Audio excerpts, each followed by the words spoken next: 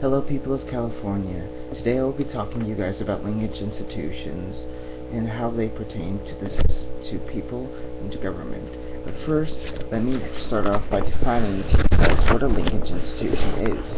A linkage institution is a structure within society that connects people to government or centralized authority. These institutions include elections, political parties, interest groups, media, as well as candidates. My particular linkage institution is candidates, and the purpose of candidates are to win elections, conduct the government, and determine public policy by source of stability.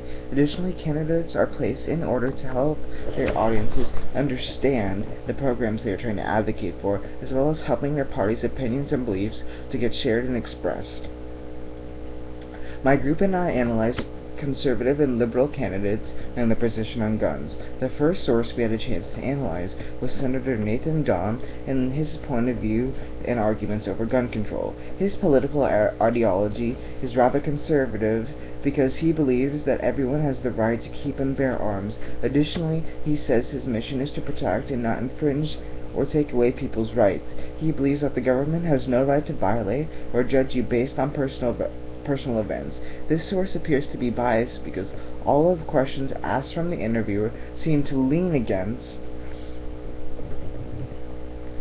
allowing anyone to own guns. The interviewer claims that we shouldn't allow anyone to own guns because we cannot check the mental health of the person buying guns. However, the source contradicts this because he believes that the people we allow to have guns shouldn't be judged on personal events, and he believes that there isn't a true way to test if someone is sane or not.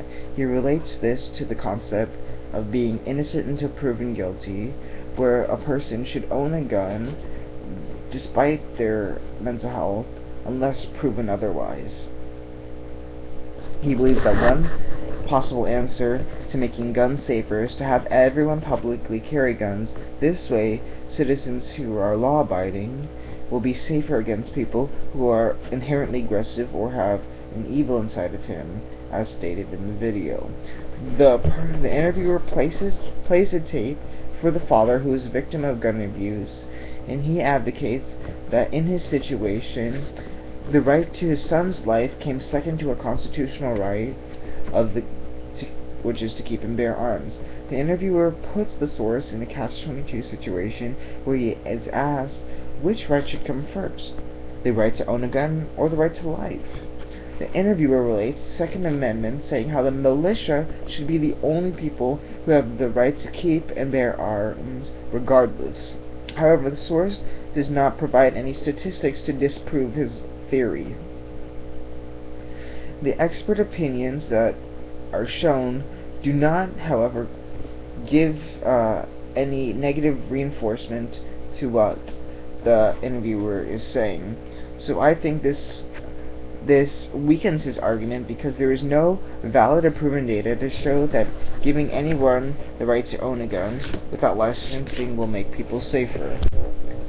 Secondly, I had the opportunity to analyze Representative Mike Thompson and his point of view and arguments over gun control, and the political ideology of this source is liberal.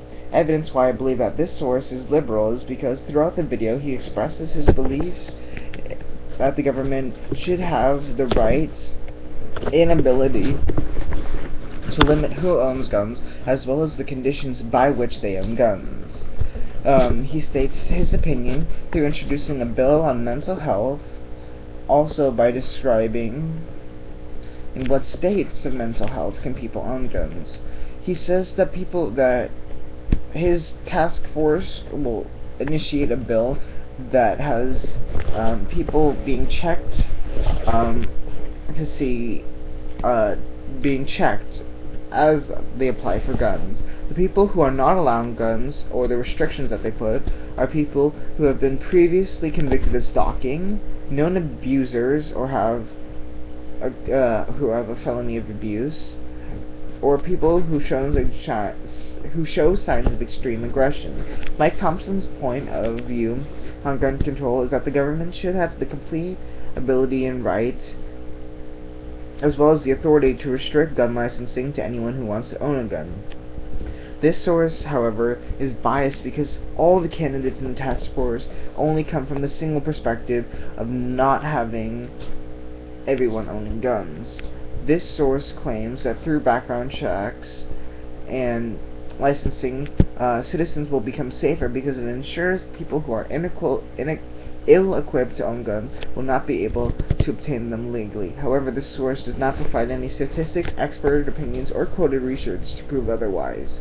They have speakers who have experiences and harmful effects firsthand, and this strengthens their argument because it makes the placement of the new bill seem imperative. However, the third source I had the opportunity to analyze was Mike Pence, and he believes that in his political ideology is conservative, where people should have the right to own guns, and he believes that anyone should be able to do so. Mike Pence's point of view is that we will be safer and better protected to defend ourselves if we have the right to keep and bear arms.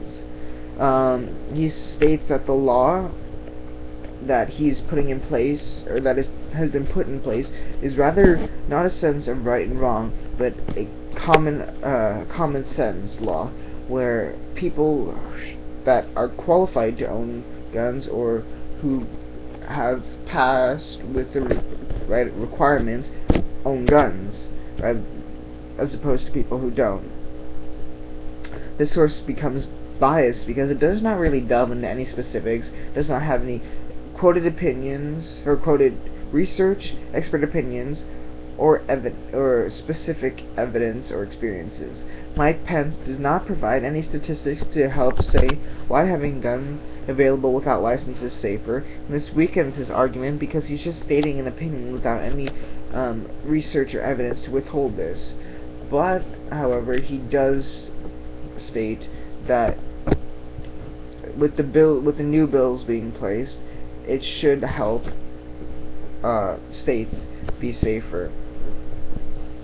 However, personally, I believe that official Mike Thompson best supports my beliefs and ideals because he advocates that everyone who owns a gun should go through thorough background checks and has to be declared safe through mental evaluation. I would say I'm moderate because I strongly believe that the people should have rights.